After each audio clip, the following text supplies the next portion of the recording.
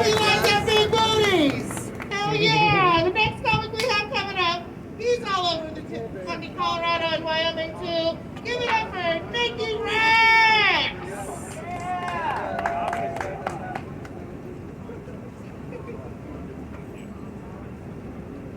That's the sort of reception that I expect to get back in Cheyenne. I get it, we're all high right now, right? Woo! That's cool, right? Yeah, it's cool. They got the comics up there, they're saying the things. So, I've been watching you guys not respond to like the last 6 comedians, so I'm not even gonna fucking waste your time. Who's paying attention?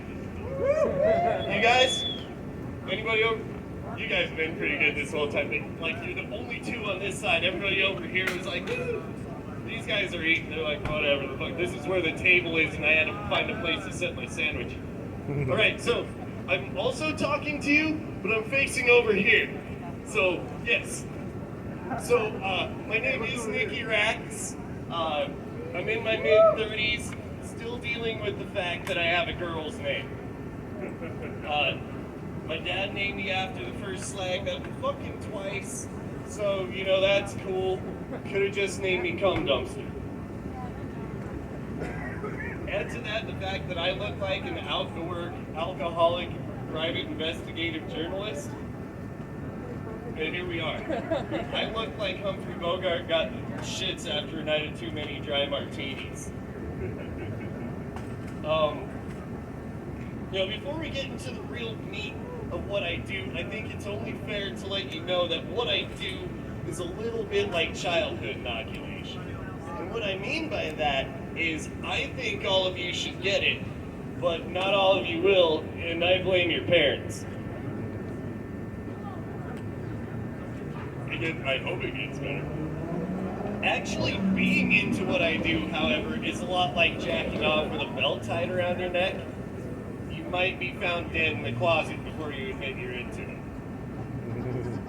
Robin Williams was a fan of mine.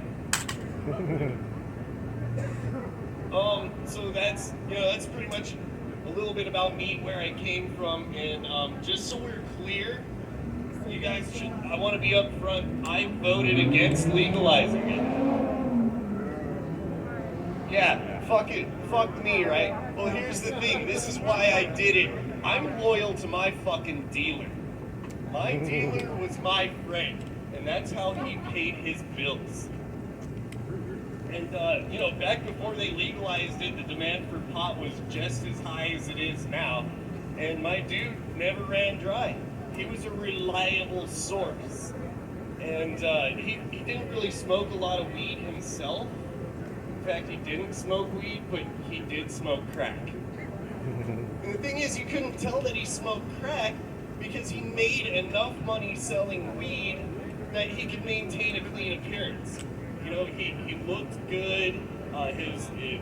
He wasn't skeezy at all. He might have actually had the nicest trailer on the South Side Trailer Park.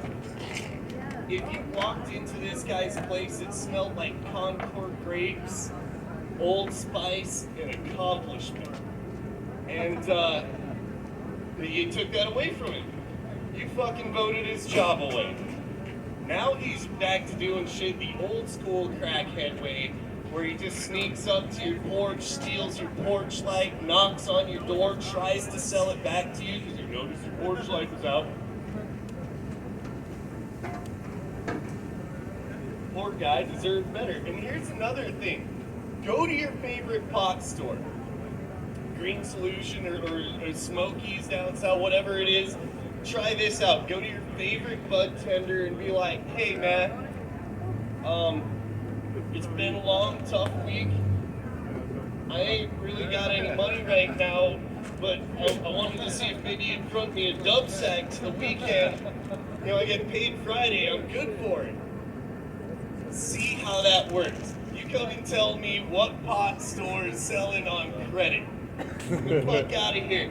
The swiftness they would eject you from that establishment would break the fucking sound barrier. You'd be out on your ass before you ever heard it happen. Not my guy though. He's like, I've been there. Dub sack.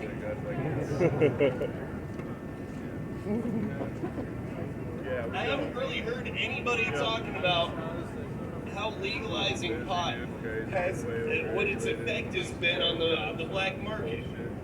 You know, I can only imagine that drug dealers lost a lot of money because now you're not going to dealers, you're going to your dispensaries.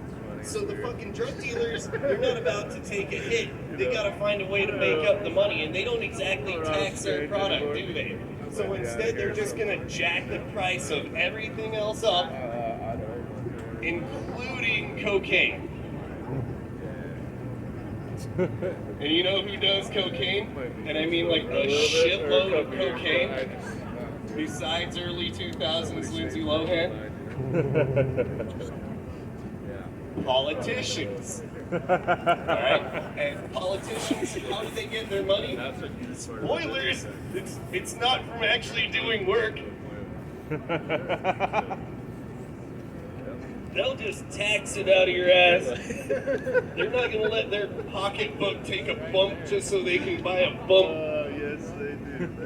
And they've done the math. They know who's you know, they're like, hey, this is a stoner's fault, and that's the real reason you're paying so much taxes on your shit at the dispensary. And so now you're paying for the blow habit of the same establishment, right, that's regulating how much pot you can have, how potent it's allowed to be, how far you can go with it in your car, right down to where you're even allowed to fucking smoke it. You know who didn't give a shit about that? My dealer. And now he's losing hair, he's only got a couple of fucking teeth left. He's licking the pools of shit out of the bottom of the dumpster behind a Denny's at 2:40 in the morning. And he's a sad, sorry sight, guys. I mean, my heart goes out to him. I actually ran into him not too long ago at a Taco Bell. He was, There you go. oh, it was fucked up, dude. He was in there eating the fucking urinal cake out of the bathroom of a Taco Bell for like $1.50. And he's like, he made it halfway through and he starts crying and gagging. He's like, I fucking can't do it. But a deal's a deal, so I only gave him 75 cents. Like, oh, wait. Yeah, what, like I'm the asshole? You guys put him out of a job. It's your fault he's there. You voted his ass out to work. So all I'm saying is, if you happen to come across a guy who's knocking on your door 2:30 in the morning trying to sell you a used light bulb, the least you can do is give him $1. Yeah. Right? How much time we got? We can wrap it up. Okay. So pretty much that's my time being told. But before I let it go, before I give it back to Rosa, who's been so awesome for letting us, kind of hooking us up out here. Ft.Collins, those 4 of you still paying attention, if you could just do me a favor and quit riding your fucking bikes out in front of my fucking car. Right? Yeah, I'm in a fucking car, dude. You're just on a bike. You know, you got get in your damn lane. You're slowing up traffic. And here's the thing, like, it doesn't matter how pointy your stupid helmet is, how many elbow pads you're wearing. It's not going to save you from having a bad day if I clip you at 30 miles an hour. Right?